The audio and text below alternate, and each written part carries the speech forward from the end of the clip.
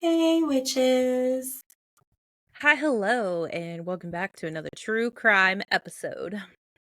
Yeah. And because this is the day after Valentine's Day, you are going to get a Valentine's Day episode. Whoop whoop. So, without further ado, let's explore one of the most infamous events in American history. Jesus, I'm so sorry. Except now you have hiccups and it's your episode. Yay. The St. Valentine's Day Massacre. Whoop whoop. Anyways, okay, so we're gonna be talking about Al Capone. There's gonna be some blood. There's gonna be some issues. If you ain't got time for that, or you don't have the tummy for that, don't listen. Anyways, it was the morning of February 14th, 1929 in Chicago. Woo, that's so close to us. Midwest. You don't live here anymore. I know. I still act like I do. The city at this time has been gripped with gang wars. So it's the Prohibition era. So there is, illegal, um, uh, like alcohol making. There's, gambling. There's prostitution. There's everything. Like if you've seen the movie Chicago, like that's basically it. So again, it had violent gang activity during this time because of the Prohibition era. Al Capone is probably one of the most notorious gangsters of that time. He was actually locked in a bitter rivalry with George Bugs Moran. George Bugs Moran was the leader of the North Side Group. So this rivalry would culminate in a brutal and bloody event that would, make worldwide news. Well, I don't know, national news at least. So, around 10:30 a.m., God damn it, I know you can't get coughing from through the computer, but I swear to God, if I get sick, I'm yelling No, at you. that's not my fault. I will take it being my fault that Brittany is sick. It is not my fault that you are sick. You are miles and miles and miles away. No. Anyways, so at around 10:30 a.m., 7 members of Moran's gang were lined up against a wall inside of a garage at 2122 North Clark Street. They were waiting for a shipment of bootleg whiskey, wink wink, which actually I learned a fun story about Al Capone on my Dark Side of Charleston walk. So I will bring that back at a later date. And that was a fun little oh, by the way, guys, did you know this? And I'm like, no, tell me more. Anyway, so they were waiting for a shipment of bootleg whiskey. The building was a nondescript warehouse that Moran's gang used as a base of operations. Suddenly, 4 men entered the garage, 2 dressed as police officers and 2 in civilian clothing. Dun dun dun. The men ordered the gang members to line up against the wall as if it were a routine police raid. Wee woo, wee woo. But this is no ordinary raid. The men opened fire with Thompson submachine guns, which were basically the guns of the 20s.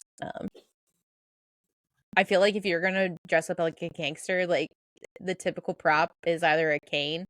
But the thing about the cane is you could be a pimp, and that's not the Yeah. look you're going for. If No, you're it's going for like the a gun 20, with the circle on the front of yeah, it. submachine gun. That's what it is. Yeah. Yes. So they opened fire with Thompson submachine guns and shotguns, unleashing a hail of Because bullets. don't they call them Tommy guns? Yeah. Yeah. I almost said Uh, that, but then I felt dumb, and then I was like, no, that's what they're called. yeah, no, they're called that. Tommy guns. Witnesses outside reported hearing around over 70 rounds being fired. The massacre lasted only a few minutes, but by the time it was over, all 7 men lay dead or dying in the cold concrete floor. Bah, bah, bah. All right, so let's talk about some key figures in this. And is it a routine police raid? No. No. No. So let's talk about some key figures involved in this event. Al Capone, also known as Scarface, was the ruthless South Side Italian gang leader. His criminal empire was built on bootlegging, gambling, and prostitution. What a typical great thing for Chicago to have at that time. Capone was known for his lavish lifestyle, ruthless tactics, and ability to evade law enforcement. Despite his public persona as a charitable businessman, his name was synonymous with fear and violence in the underworld. Parallels? We're seeing some parallels in today's time. George Bugs Moran, on the other hand, was the head of the Northside Gang. Moran was equally ruthless and determined to control the lucrative bootlegging operations in Chicago. He was a fierce rival of Capone and had previously tried to assassinate him. Much to his dismay, he did not get that. Moran's gang was one of the few remaining obstacles to Capone's dominance of the Chicago underworld. So on that fateful Valentine's Day, Moran had narrowly escaped the massacre. He arrived late to the meeting, spotting the supposed police officers entering the garage from a distance. Moran quickly fled the scene, saving his life but losing 7 of his most trusted men. Among the victims were Moran's second-in-command, Albert Kachelik, also known as James Clark, and Frank Gusenberg, a notorious hitman who survived for 3 hours after the shooting but refused to name his attackers. Huh? The brutality of the St. Valentine's Day massacre shocked the nation. The victims were found with their hands raised in surrender, making the massacre even more heinous. Photos of the crime scene published in newspapers across the country showed the graphic aftermath, further fueling public outrage. Here's the thing. Everyone's like, ugh, it's so graphic nowadays. Everyone is so graphic. And it's like, bitch, you weren't alive in the 20s. The this difference shit is, is media. Yeah. The difference is that we have the media to cover it. People have always been brutal and disgusting beings. We just now have mass media that's able to quickly capture and produce images and videos and send them out to people. I couldn't think of the word. Broadcast them out to the world. It's really frustrating too when everyone's like, ugh, that's so violent. My kids don't watch that. And it's like, okay, in the 1920s, like, this was headline news with photos of everything, of the aftermath. Hold up. You're saying that that's too brutal, but you were like raised. Not that you were raised, but like, it's just crazy that older generations like, I didn't do that in my time. And then it's like, yeah, you did. You just didn't look at it. That, and there were a lot of things that did happen in your time that now are really shitty and looked down upon. So, like, get with the times or fuck off. Right? Ugh. Anyway, so despite the overwhelming evidence, no one was ever convicted for the St. Valentine's Day massacre. Several theories and suspects emerged over the years, but the case still remains officially unsolved. Some believe that Capone ordered the hit to eliminate his rival, while others speculate that the killings were carried out by members of the Detroit Purple Gang, hired by Capone. So still it comes back to Capone. One theory even suggests that a group of Canadian gangsters known as the St. Valentine's Gunmen were involved. The massacres had a lasting impact on American culture. It inspired numerous books, movies, and TV shows, cementing its place in true crime lore. The garage where the massacre took place became a macabre. Is it macabre? Macabre. I was right. Okay. Macabre tourist attraction until it was eventually demolished in 1967. The bricks from the infamous wall were even sold to collectors, with some reportedly cursed due to their dark history. Mm-hmm. I just want to say Chicago having a dark history is absolutely fucking insane. I feel like not a lot of people... Yeah, like... okay. There's been a lot and I mean a lot of, like, bullshit in the Chicago, like, area, but I'm talking about, like, when I think of, like, cursed, I'm thinking, like, some old ass shit from, like, a pirate, like, Charleston cursed. Right. Okay. Like, Fair. hoodoo voodoo kind of, like, curse, not like, "Oh, there were 7 people killed in here." Yeah, it's cursed. Like, no. Valid. The St. Valentine's Day Massacre also played a significant role in shaping law enforcement strategies. The public outcry led to increased efforts to crack down on organized crime. The FBI was giving more authority to tackle these criminal networks, and new laws were enacted to address the issue of illegal firearms. I wonder how that's working for them nowadays. Someone's like, "You should just go be a cop in Chicago," and I was like, "You gotta be out your goddamn mind." Absolutely not. I am not moving to No Chicago. thanks. I am not being a cop in Chicago. I am not doing anything with Chicago. Fuck that. That's a terrible idea. That place is just fucking crime ridden. And someone's Yeah, like, "Oh, it part of can't it's be." like the location of it, but like, yeah, it for sure is. Yeah, and someone's like, "Oh, it can't be that bad." It's like, bro, I worked with one fucking gang just to get a child back into Indiana Department of Child Services, like, thing. Like, fuck you. No, I ain't doing that. Yeah. Mm-mm. Ugh. No, absolutely not. So let's talk about the investigation that followed and the aftermath of it. Despite the lack of concrete evidence, the authorities suspected Capone's involvement from the very beginning. Regardless of anything that they found, they believed it was Capone. Capone, however, had a solid alibi. He was in Florida at the time of the massacre. This made it difficult for the investigators to directly link him to the crime. That is how a good mob boss always does it. You plan something, you pin it on somebody else, and you get the fuck out of Dodge. Yeah, you Has make sure anyone ever you are seen? not in town. Yeah, like anyone ever talk or see Ocean's 11?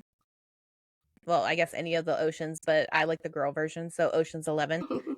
Like, oh, she's a victim of crime, or she's not a victim. She is a perpetrator of crime. She's gonna be in the fucking camera the entire time that this grand heist is happening so that no one can pin it on her. That is a fucking mob boss move right there.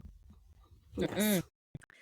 So, one of the prime suspects of this murder was Fred Killer Burke, a notorious hitman associated with the Detroit Purple Gang.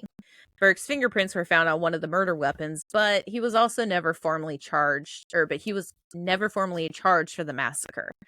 Instead, he was convicted of a separate murder and sentenced to life in prison. If you're hold up. If if your fingerprints are found on a murder weapon in today's time, that would be like, all right, we got the murderer. I mean, This is yeah. back. No, that can't. Oh, he's got the prints on. No, it still can't be him. Nah. He said he was with his grandma. His grandma's dead. Nah. Nope, not him. That sounds fake. Fake news. Oh, anyways. So another part of the case is that there's a story of some getaway cars. So there were 2 stolen police cars that were used in the attack. So this added to the confusion and the deception. Again, if Al Capone did this, like, brilliant fucking man. These cars were later found abandoned and partially burned, but they provided little evidence to help solve the case. So the Valentine's Day Massacre remains a topic of fascination and speculation. It serves as a grim reminder of the violent history of organized crime in America and the lengths to which gangsters would go to maintain their power and control. So, just think. You're just an ordinary gangster. You're like, all right. Just a regular old gangster. Just a regular old gang daddy. You're just gonna go into this warehouse to get some whiskey to, feed your family. Because that's what you do. You gotta make ends meet. You're a gangster. Feed your family. Get some bootleg whiskey. And all of a sudden, 2 cops and 2 civilians walk in, and you're like, suspect. But I got you, bro. I ain't got nothing over here. Boom. You dead. That's it. What a fucking life. Can you imagine that? Mm-mm.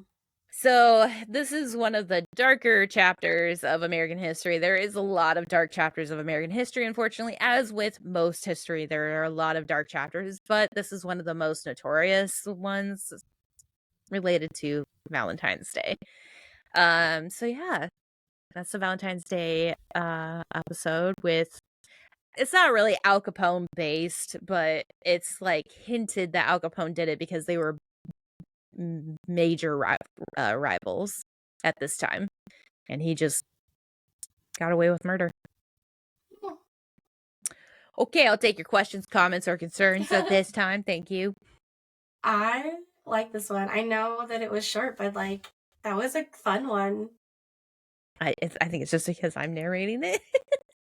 Well, that and like I feel like that's a character that you hear about a lot, or a character. It's a historical figure that you hear about a lot, but he's been like turned into this legend, and all of the actual factual stories about him also like make him seem like a legend because like what? Right. And it's crazy too, because it's like you hear about Al Capone in like some history classes. You don't necessarily like stick around on the subject, but you just like notorious people throughout history kind of thing, the gangster whatever era. And then they're talking about like, oh, he's Scarface, and you're just like,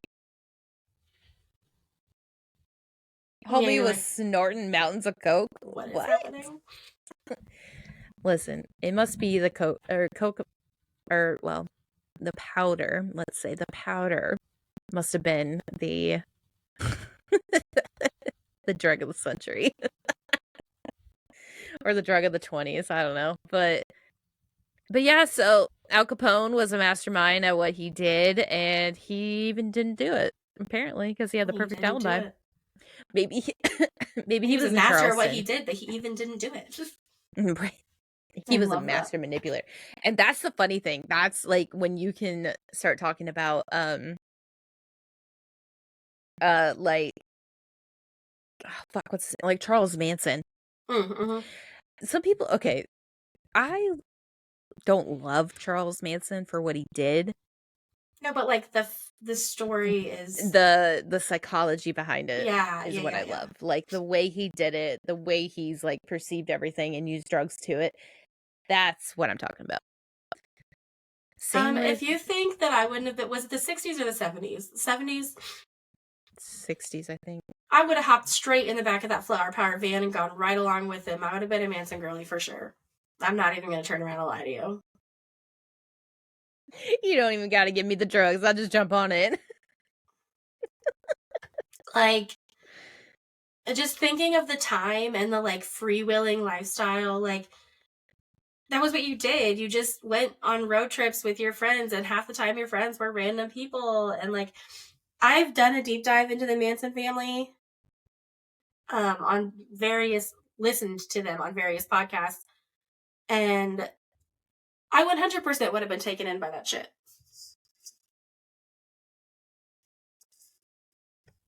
Yeah, Which, it's one of those like it kind of brings back like the idea of like how powerful can like I don't want to say cults or anything like that. Like Will's okay, so Will's been watching super not Supernatural. Smallville. Has been watching Smallville. And he was like, "Oh, did you know this character, like one of the main characters or whatever, like was in prison or and yeah, for basically racketeering for like a sex cult." And I was like, "The fuck? What? How do you do that?" So I was like reading up on it, and I don't remember what it was, but it's recent. It's like a recent story. And I was sitting there like, that's insane. And I was like, well, I mean, use your power to do it. yeah. Al Capone was like, yo, I'll give you some whiskey. Go shoot these motherfuckers. He didn't get his like arch rival, but But he got the, yeah. it was a nice attempt, sir. Not nice enough. But anyways, so yeah. Yeah. That is some true crime history for your Valentine's Day. Hope you and your loved ones have a good one. Go watch the movie. I don't remember. Hard Eyes, I think it's called. I don't know. It's some horror movie about a Valentine's Day killer. Hmm. Not a true story. It's a made up story. Before you're like, I want to go watch it. Yeah. No, so I didn't want to watch it. I don't want to watch anything. I just want to read things. Is there a book about it? No. Then I can't help you. Okay. All right. Anyways, until next time. Bye.